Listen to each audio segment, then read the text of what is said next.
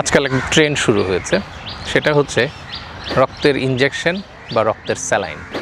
রোগীরা যখন রক্ত কমে যায় তখন বিশেষ করে মফস্বল এলাকাতে নিজেরাই এখন মফস্বলের যারা প্র্যাকটিস করছেন, আমাদের যে সম্মানিত ক্লিনিক্যাল প্র্যাকটিশনার যারা আছেন, আমাদের যারা জেনারেল প্র্যাকটিস করছেন, তাদের কাছে যান এবং গিয়ে রিকোয়েস্ট করেন যে স্যার আমার রক্ত কমে গেছে, একটা রক্তের স্যালাইন দেন। আমাদের কাছে এসে অনেক সময় রোগীরা এসে বলে যে একটা রক্তের স্যালাইন দিয়ে দেন, বা বলে যে আমরা এই রক্তের স্যালাইন নিয়েছি কিন্তু রক্ত বাড়েনি।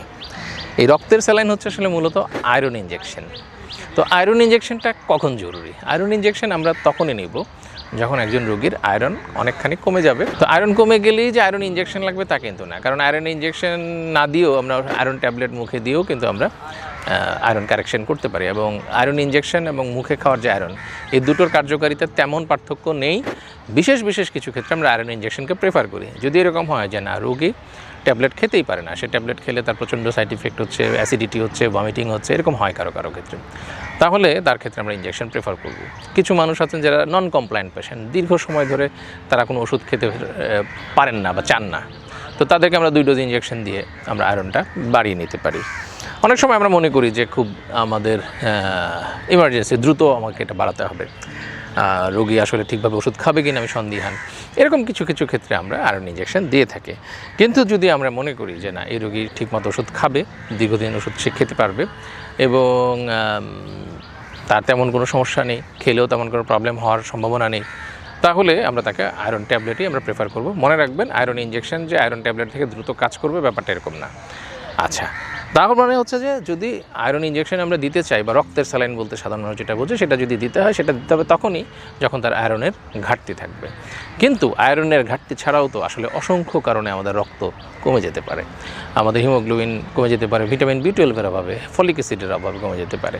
হিমোগ্লোবিন আরও অনেক রোগে কমে যেতে পারে, অনেক ক্যান্সারে কমে যেতে পারে। কিডনির সমস্যা হলে হিমোগ্লোবিন কমে যেতে পারে, লিভারের সমস্যা হলে হিমোগ্লোবিন কমে যেতে পারে। তো এই যে বিভিন্ন ধরনের সমস্যায় হিমোগ্লোবিন কমে যেতে পারে, সেই সমস্যাগুলোকে অ্যাড্রেস করে প্রপারলি ট্রিটমেন্ট করতে হবে। যদি আয়রনের সমস্যা হয়, আয়রন ইনজেকশন দেওয়া যেতে পারে বা আয়রন ট্যাবলেট দেওয়া যেতে পারে। আর যদি আয়রনের সমস্যা না হয়, তাহলে আপনি যদি এর ইনজেকশন দেন, ক্ষেত্র বিশেষে আপনার জন্য ক্ষতি হবে। কারণ অতিরিক্ত আয়রন আপনার শরীরে আয়রন ওভারলোড তৈরি করবে, এবং আয়রন ওভারলোড কিন্তু আমাদের বিভিন্ন অঙ্গের কার্যক্ষমতা নষ্ট করে, এবং ক্ষেত্র বিশেষে এটি আমাদের জন্য অনেক বড় ক্ষতিকর সমস্যা হয়ে দাঁড়াতে পারে। তাই না বুঝে, না জেনে, কনফার্ম না হয়ে শুধুমাত্র হিমোগ্লোবিন কম দেখে আয়রন ইনজেকশন বা রক্তের স্যালাইন নেবেন না। যারা এই ভিডিওটি দেখছেন তারা সাবধান হয়ে যান, সতর্ক হয়ে যান। আমাদের কাছে এমন অনেক রোগী আসে যারা আয়রন ওভারলোড নিয়ে আসে। তারা এরকম ইনজেকশন দিয়েছিলেন, তার রোগ ছিল আসলে ভিন্ন, অন্য কারণে, তার হয়তো তার হিমোগ্লোবিন কমে যাওয়ার পিছনে অন্য কারণ ছিল, কিন্তু এই আয়রন ইনজেকশন দেওয়ার কারণে তার আয়রন ওভারলোড হয়েছে, এবং সেই আয়রন ওভারলোড কারেকশন করার জন্য তাকে অনেক দামি দামি ওষুধ খেতে হয়েছে। তাই আপনারা না জেনে, না বুঝে, অযথা চিকিৎসা বা ইনজেকশন এগুলো নেবেন না। সঠিক কারণ বুঝে সঠিক চিকিৎসকের কাছে চিকিৎসা নেবেন।